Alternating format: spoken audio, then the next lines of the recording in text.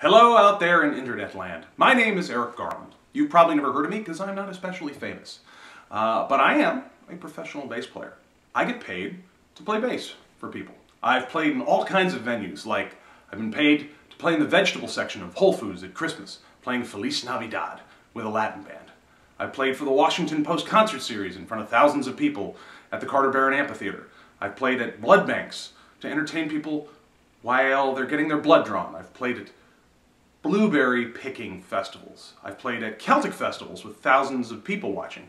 I've played with bagpipers and gospel choirs and high school musicals that needed a professional rhythm section. So basically, I've played my instruments, notably the electric and the upright bass, and I've gotten paid. And that's all there is to being a professional, and I've been doing about 20 years. But I notice when I meet young musicians that I meet people that don't know what goes into actually just being a professional.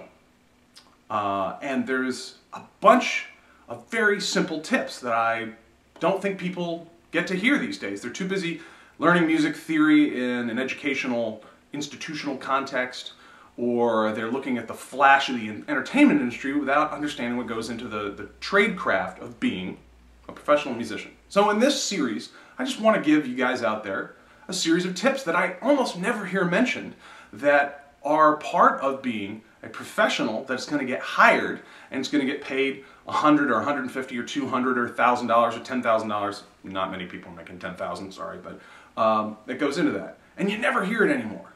Why? Mostly because what goes into our culture these days is a whole lot of fake information. We live in a period of vast fakeness where we think musical careers are not built slowly and they're built because some TV audience voted for you or voted you off, you're doomed or whatnot. It's all fake.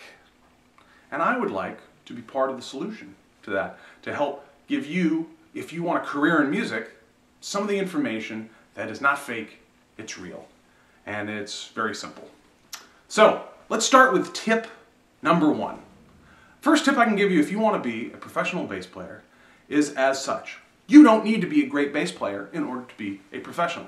Now, by great, I want you to go to other parts of YouTube right now and find the killingest bass players you've ever heard. They're out there, they're murderously killing awesome. Victor Wooten, or Oteil Burbridge, or Les Claypool, or Flea. Guys that are going to play faster and harder and louder and more complex and super bebop lines. All that kind of playing is awesome. But I got a tip for you.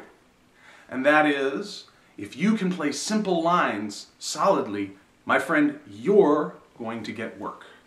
Songs are more important than being awesome. So, what do I mean by songs? I mean, or whatever combination of super fiddly playing.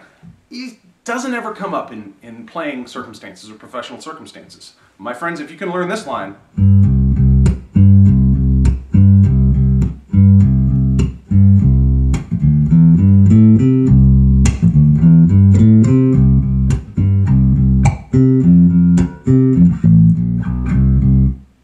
what's that, you say? Well, that's My Girl from Motown. If you can play, I got sunshine on a cloudy day, you're going to have work, my friend. And whether it's that or country or rock and roll, most bass lines are simple song supporting parts. So if you want to get into the world of bass and you want to get paid for it, learn simple song parts. Do not be intimidated. We can talk in the later series. We're going to talk about what goes into playing solid, what goes into playing simple, what goes into learning a repertoire. But right now, job 1, if you want to be a professional in this business, you can do it. And you don't have to be the fastest, funkiest player that ever existed. In fact, most people I know who get paid to play bass, that's never, ever what they get paid for. So go on YouTube and enjoy on the most awesome bass players in the universe. But if you're not one of them yet, you can still be a professional. And that ain't fake, that's real.